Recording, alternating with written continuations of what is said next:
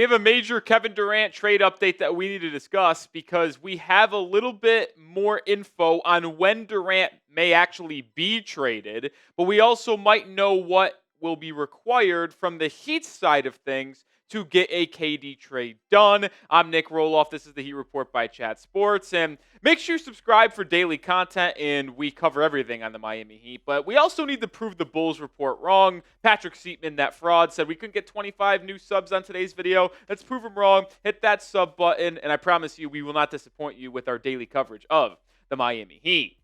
All right, let's get to the KD timeline part of things, and then we'll transition into what the Heat might have to offer for Durant. But according to John Gambadero, who is probably the most tapped-in Phoenix Suns reporter, he's a radio guy, he's been there in Arizona for countless years. He said that KD is expected to be traded before the 2025 NBA draft. Now, obviously, that date is June 25th and June 26th. And then when you pair that up with the report last week, that Shams Charania said the week prior to the NBA draft is going to be absolutely nuts with trades and other news around the NBA, and he feels like that's going to be more of like free agency to a degree with the trade market rather than the actual free agency period the week after. So that kind of lines up to where the week prior to the draft, that probably is when KD would be traded. And I'll say this from a Miami Heat perspective, not only as a fan, but as a general observer of the sport as well. I like that there will be clarity on Durant and with the Miami Heat. If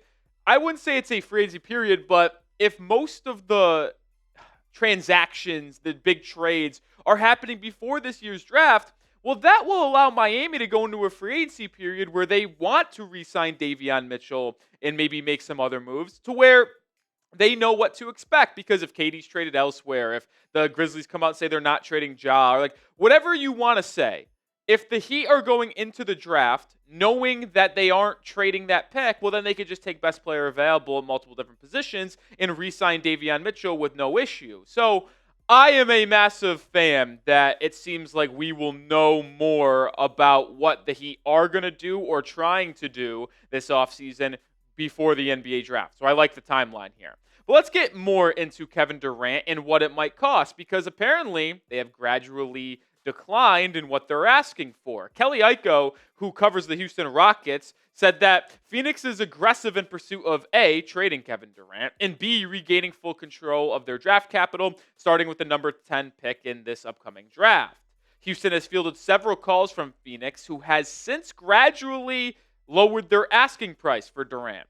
There is a price where the Rockets would be interested, but with the fear of breaking up their roster for a 36-year-old coming off injury, that remains over a deal materializing. So, couple takeaways here. One, I truly don't believe Kevin Durant will be traded to Houston because although in that report, which is why we showed it, the Suns are allegedly taking their asking price for Durant down, which could help Miami, I don't think it's going to go to the point to where Houston isn't going to trade any of their young guys. Like, I think they would still ask for one of them, maybe Jalen Green, maybe a Reed Shepherd, maybe a Jabari Smith, maybe a Cam Whitmore, maybe a Tariq. And I'm not sure, but it sounds like Phoenix would at least want one or two of those guys. And it looks like Houston's not able to do that, which is good news for Miami. And I also think teams like San Antonio, Minnesota, and maybe even our own Miami Heat would probably be willing to offer more for Durant than the Houston Rockets are at this point because they've got a really good young core and they don't want to break that up, as Kel'el mentioned,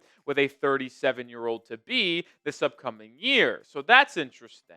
But then here's the part that makes it really intriguing for Miami. Well, Matt Moore, who is HP Basketball on Twitter, reported that the Suns have indicated to teams that center is at a premium for them in any KD talks.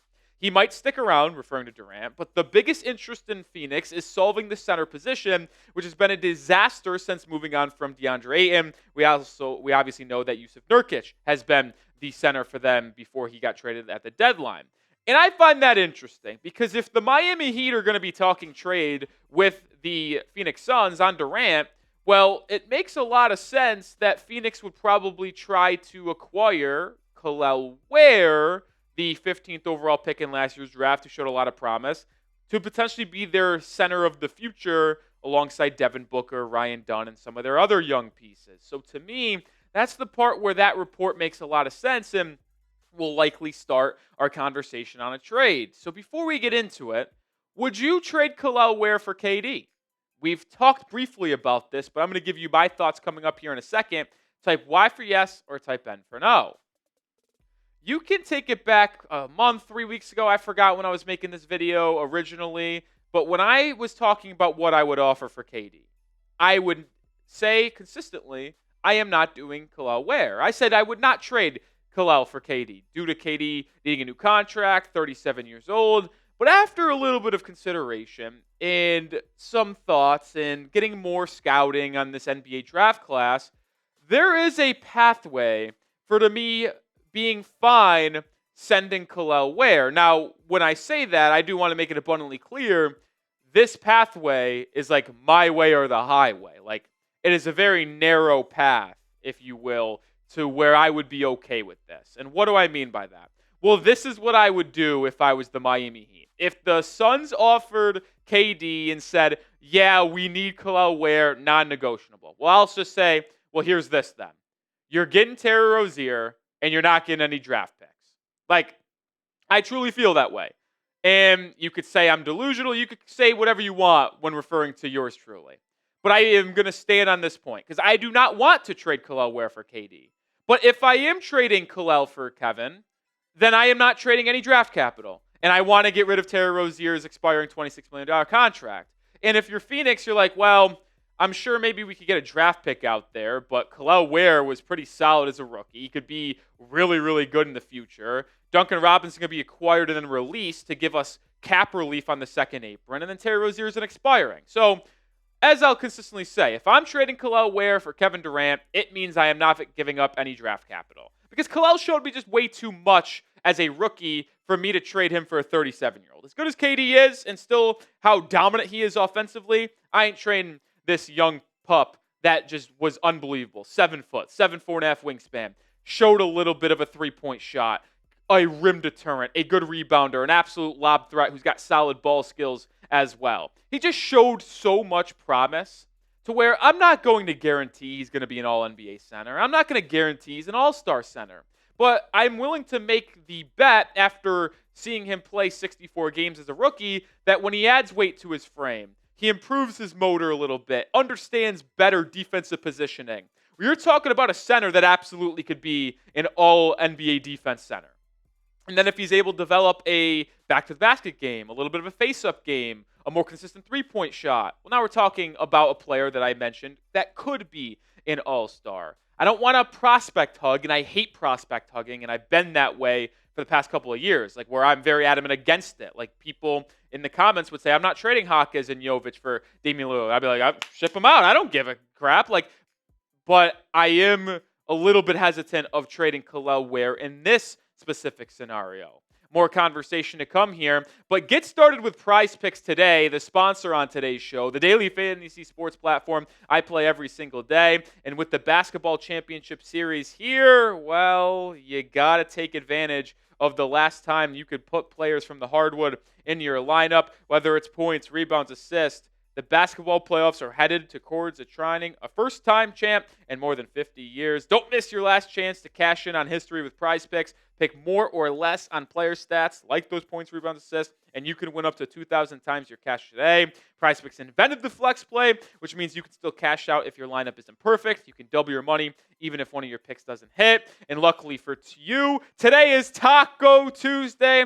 Every Tuesday, Prize Picks discounts several projections on the board, usually by 15 to 25%. And today, yeah, there's no basketball. Yeah, there's no hockey, but there is baseball, and that is where my entry went today with Taco Tuesday. That discount from 6 to 4.5 pitcher strikeouts for the man himself, Paul Skeens. I paired that up with Aaron Judge and Seiya Suzuki, more than 1.5 total bases, less than a half a run. 3-player entry here. I'm taking advantage of Taco Tuesday. I advise you to do the same. Join me and the millions of others on Prize Picks today. Download the app and use code CLNS to get $50 instantly after you play your first $5 lineup. That is code CLNS to get $50 instantly after you play your first $5 lineup. Links in the description and comments of today's video. Prize Picks.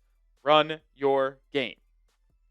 Let's go back and talk about why I would be willing to make that trade where we're giving away Duncan, Terry Rozier, and Kel'el Ware for Kevin Durant. Well, one, you retain all of your draft capital in that hypothetical deal. And some people might say it's not enough for Kevin Durant to offer Ware and just those two players. Well, if I'm offering Kel'el, I'm not giving up any draft capital at this stage of KD's career with his contract situation. I feel very strongly about that.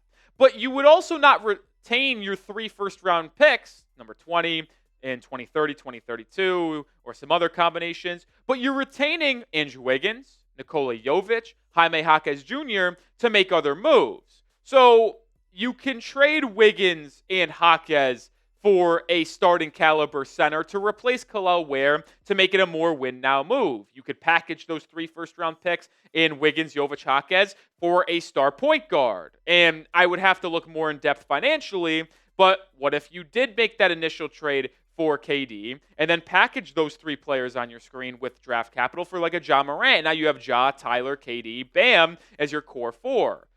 If that doesn't happen, at bare minimum, you can just draft Kel'el Ware's replacement with the 20th overall pick. And there are some solid centers that are expected to be around that area that could be plug-and-play guys, but also long-term answers at the center position as well. Like, are these guys more talented than Kel'el Ware? I think one of them is. That would be Thomas Sorber. I believe if you look at these 5 centers, Sorber, Wolf, Maxi Reynow, Joan Behringer, and Asa Nua, I think all 5 of them are worthy first-round picks.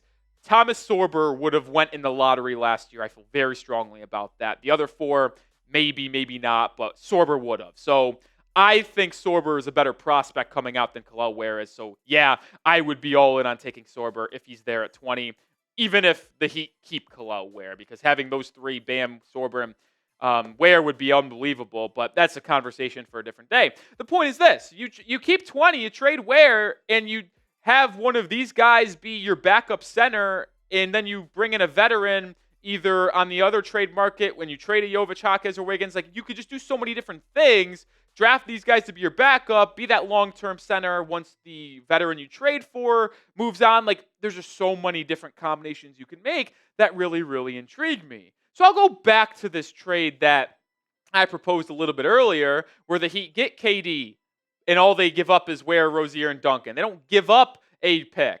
Would you make this trade?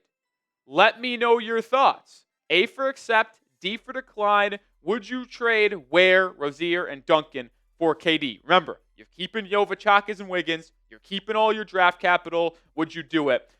Let me know. A for accept or D for decline.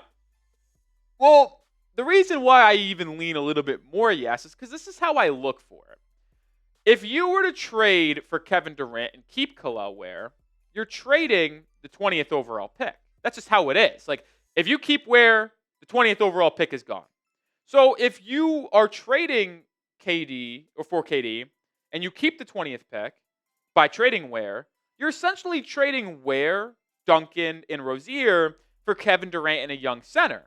So, like, let's just say in a perfect world, Thomas Sorber's available at 20. Who knows if he is? Who knows if he's not? But let's just say him or Asa Nua. One of them will be there. You're basically trading Ware, Rozier, and Duncan for KD and Sorber or Noel. Like, that feels like a pretty good trade. Like, it does. So, yeah, I really think that it would be something I'd be willing to do. And then if you have that concern of, well, then we have the new rookie center next to Bam, and I don't know if they'd be able to fit together. Well, you can try to find a center that you believe would fit next to KD, Bam, and would be perfect by trading Andrew Wiggins for him. Or you can move Bam to center, play KD at the 4, keep Andrew Wiggins at the 3. You have so many different options. And the flexibility would be very enticing to me. Either way, originally thought of as untouchable in Kevin Durant trade talks, I would be willing to trade Kel'el Ware, as long as we are not attaching draft capital as well. If we trade Ware, salary, and the 20th pick, no, I'd be pissed. I would actually be pissed. But if you're trading Kel'el Ware and you keep all your draft capital this year and in the future, well, then I'm in. All right, I'll do it for today's show. Appreciate everybody who hung out with us here today. I'm talking more Miami basketball over on Twitter. I actually floated out my idea on Twitter before we made the video. So if you want more Miami Heat content, at Nick_Rohloff is where you can find it. Go give me a follow today.